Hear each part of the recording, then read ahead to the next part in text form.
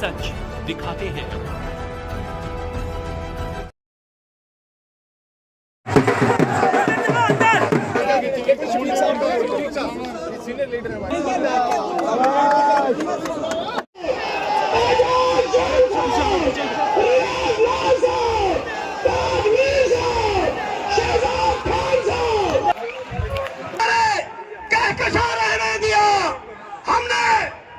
हवेली की शान एजाज जान को चुन लिया सारा जहां।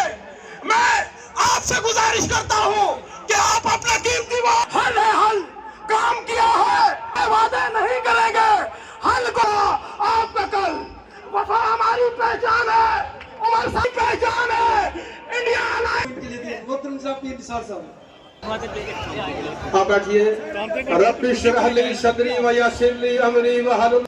उमर अब्दुल्ला साहब साबका वजीर आला और उनके साथ और जनाब मुहतरम नामजद उम्मीदवार एजाज जान साहब के तहत और इस एजाज को 2019 को मारा है और पूरी उम्मीद है अल्लाह और अल्लाह उसका कुर्र पुलिस की आवाम पे, चाहे वो हवेली पहुंचो को तोड़ा, बेतिए को तोड़ा, बल्कि पूरे जम्मू और कश्मीर को 2 हिस्सों में तक और हिंदू मुस्लिम से इकट्ठा चाहते हैं।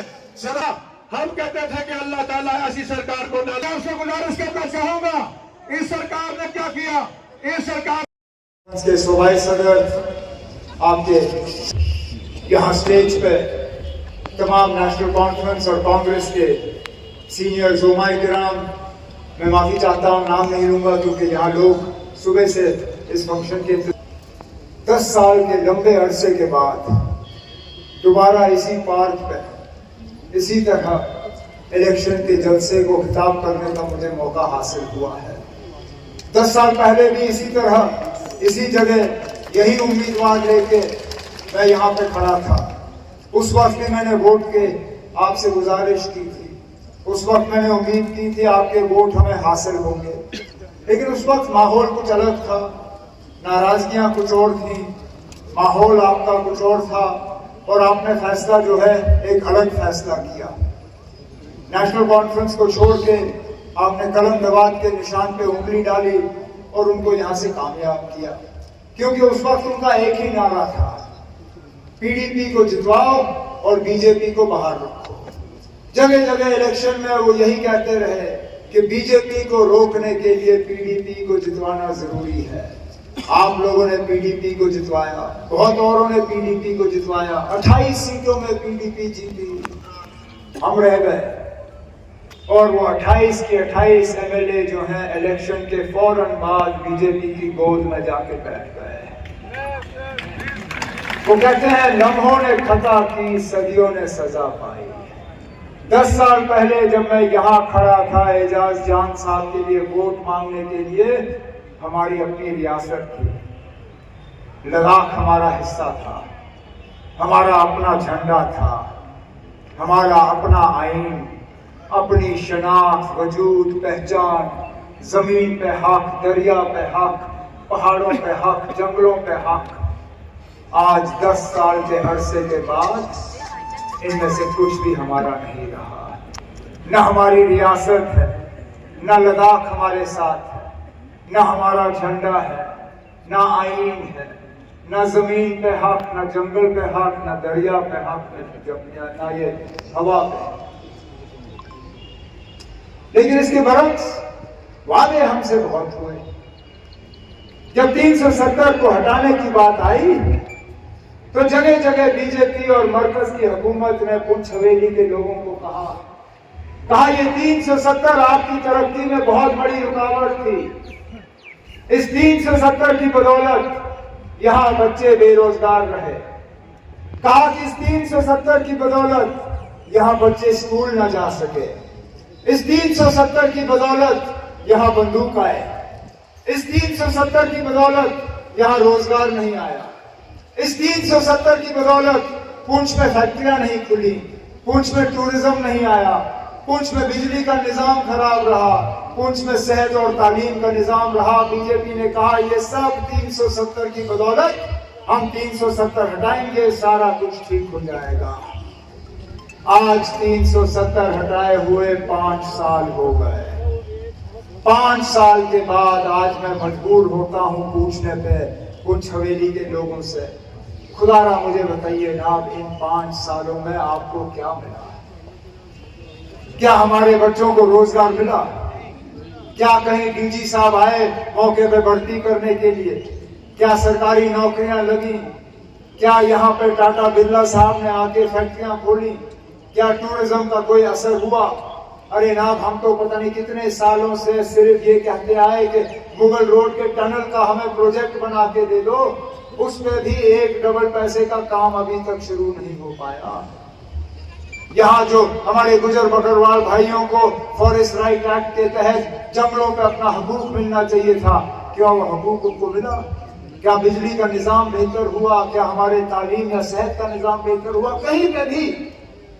कहीं पे भी ये बीजेपी वाले मुझे खड़े होकर कहें ना, हाँ इन 5 साल में हमने ये करके दिया लोगों के लिए, एक जगह भी नहीं, क्योंकि उनको हमारे लिए कोई हमदर्दी नहीं है, हमारे जज्बातों की कोई कदर नहीं है।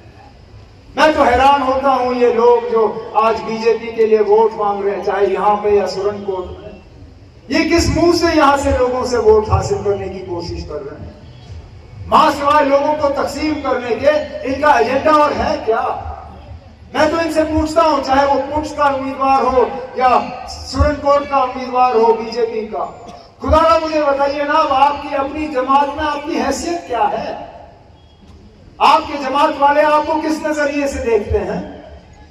क्योंकि उनका जो मुसलमानों के तहत सोच है वो आप अच्छी तरह से जानते हैं। ये आजादी के बाद पहली मर्तबा है कि मरकज की हुकूमत में मुसलमान कोई नुमाइंदा नहीं है। ये सच्चाई है, इस सच्चाई से ये लोग इनकार नहीं कर सकते। 14% आबादी आज इस मुल्क में मुसलमान है। जरा जो बीजेपी का उम्मीदवार यहां और सुरनकोट में आपसे वोट मांग रहा है, उनसे पूछे ना, हम आपको वोट देने के लिए तैयार हैं। है नहीं उनके पास नाम बताने के लिए, क्योंकि मिनिस्टर है नहीं। अरे जनाब, जो मरकज की हुकूमत में आपका कदर नहीं करने वाले हैं, वो यहां जमीनी सतह पे आपकी क्या कदर करेंगे? क्या कदर करेंगे ना? तभी तो जाके हमारे इमाम साहब पे FIR कटता है, और ये पहली मर्तबा नहीं है। मैं इस बात से सहमत नहीं हूं। मैं ये जो एजाज जान साहब ने कहा कि यहाँ बीजेपी की सरकार बनी ही नहीं है, अरे ना, बीजेपी की सरकार को तो 10 साल हो गए यहाँ पे। ये जो डबल इंजन सरकार करती, ये बीजेपी वाले कहते हैं डबल इंजन बनाओ, डबल तरक्की होगी। हमें तो 10 साल हो गए इनके डबल इंजन का तजुर्बा करते हुए। पहले तो वजीर आजम साहब मोदी साहब, वजीर आला मुफ्ती साहब, अल्लाह मगफिरत करे उन्हें। उसके बाद 16 में महबूबा मुफ्ती वजीर आला, मोदी साहब वजीर आजम। फिर जब 18 में उनकी हुकूमत गई, राजभवन के जरिए हमारे ऊपर हुकूमत किया उन्होंने। पहले सत्यपाल मलिक, फिर मुर्मू, आज हमारे मनोज सिन्हा साहब। किसी न किसी रूप में हमने 10 साल बीजेपी की यहाँ हुकूमत देखी है, और उसका खमियाजा भी हम भुगत रहे हैं। इमाम साहब पे अगर यहाँ पर्चा लगा तो हजरत बल के इमाम साहब को याद करिए। मैं उस वक्त मौके पे हाजिर था, जुम्मतुल विदा पे, जब एक शख्स खड़े हुए अपनी मर्जी से उसने इस्लाम को किया। 10 बार इमाम साहब ने उनसे पूछा कि क्या ये अपनी मर्जी से कर रहे हो? उसने कहा हाँ। क्या आप पे कोई दबाव है? कहा नहीं। कहा क्या आपको लालच दी है? कहा नहीं। क्या आपको कोई खतरा है? कहा नहीं। फिर पूछा क्या आप अपने मर्जी से आज इस्लाम कबूल कर रहे हो? कहा इमाम साहब मैं बिल्कुल अपनी मर्जी से इस्लाम कबूल कर रहा हूं। इमाम साहब ने उसको किलमा पढ़ाया और वो मुसलमान बने। जिस दिन ये हुआ, दूसरे दिन इमाम साहब को वहां से हटाया, थाने में बुला के उसकी पूछताछ करवाई। ये है ना इनका दौर, और इन लोगों के लिए आज ये लोग वोट मांगने निकले हुए हैं। अरे मैं तो कहता हूं, जो शख्स एजाज के खिलाफ यहाँ बीजेपी के लिए वोट मांग रहा है, उसकी सियासी सोच है क्या? वो कहां पे है? क्योंकि मां सिवाय अपनी खुदगर्जी के मैंने उसमें और कुछ नहीं देखा है। वो पहले हमारे साथ थे, रहे नेशनल कॉन्फ्रेंस में, जब हमारे साथ रहे, जब मैंडेट नहीं मिला हमें छोड़ के गए, फिर कांग्रेस में गए। कहा मैं कांग्रेस का लीडर हूं, मैं कांग्रेस की सियासत करूंगा, कांग्रेस का नारा चलाया। परसों जब कांग्रेस का मैंडेट नहीं मिला, फिर उठ के निकल गए कांग्रेस से, बैठे बीजेपी में। जिस जमात की उसने सारे साल मुखालफत की, सिर्फ और सिर्फ मैंडेट के लिए वो जाके बीजेपी में बैठ गए। अरे ना, ऐसा शख्स जिसको खुद गर्जी के अलावा और कुछ नहीं आता, आपको क्या लगता है वो कुंज का हमदर्द है? आपको क्या लगता है वो मंडी का हमदर्द है? आपको क्या लगता है वो हवेली का हमदर्द है?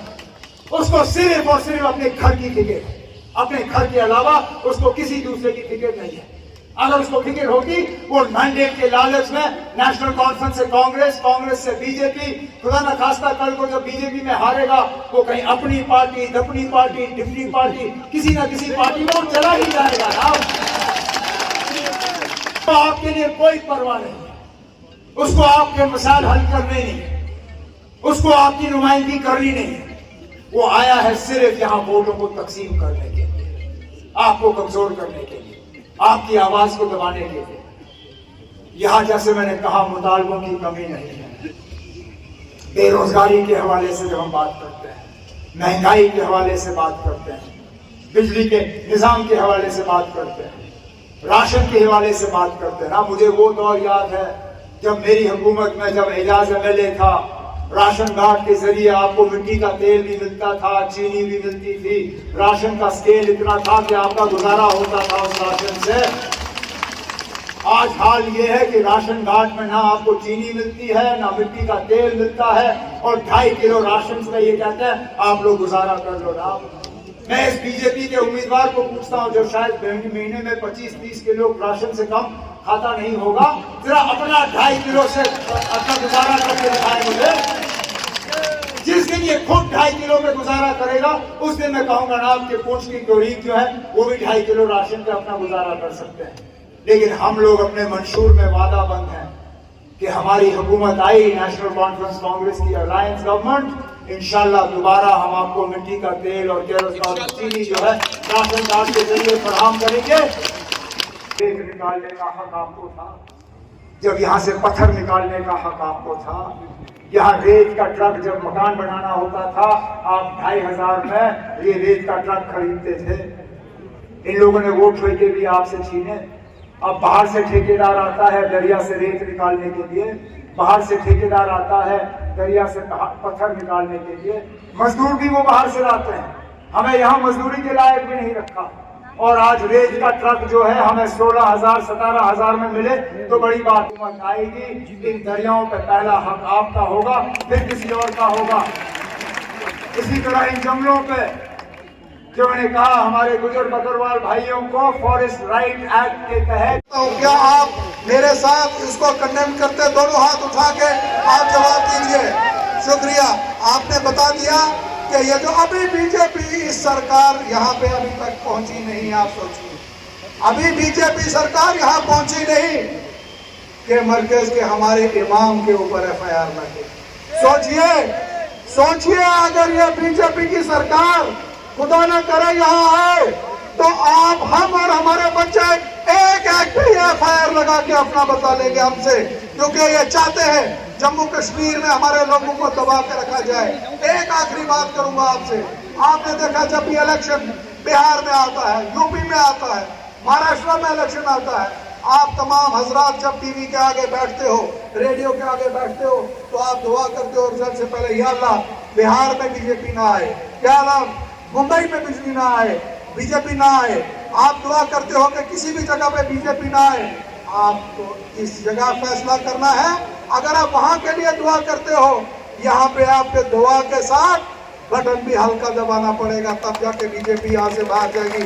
मैं आखिर में तमाम अपने साथियों का शुक्रगुजार हूँ जो यहाँ पे आए, और आज स्टेज से के हवाले से उन सब साथियों का उनसे माजरत चाहूँगा जो लोग यहाँ पे पहुँच नहीं सके, क्योंकि गाड़ियों का इंतज़ाम नहीं हम उतना हो सका, क्योंकि गाड़ियाँ बहुत सी जो है वो हमारी इलेक्शन में ड्यूटी पे लगी हैं। मेरी आप तमाम हज़रात से शुक्रिया, और आपसे मैं यही उम्मीद करूंगा कि 25 तारीख को आप हल्का बटन दबा के जो है नेशनल कॉन्फ्रेंस को कामयाब करेंगे। नेशनल कॉन्फ्रेंस की कामयाबी में जनाब उमर अब्दुल्ला साहब की कामयाबी है, जनाब फारूक अब्दुल्ला साहब की कामयाबी है, और सबसे बड़ी बात आपके बच्चों की जो है वो कामयाबी है। आप सबका बहुत बहुत शुक्रिया साहब। सच दिखाते हैं।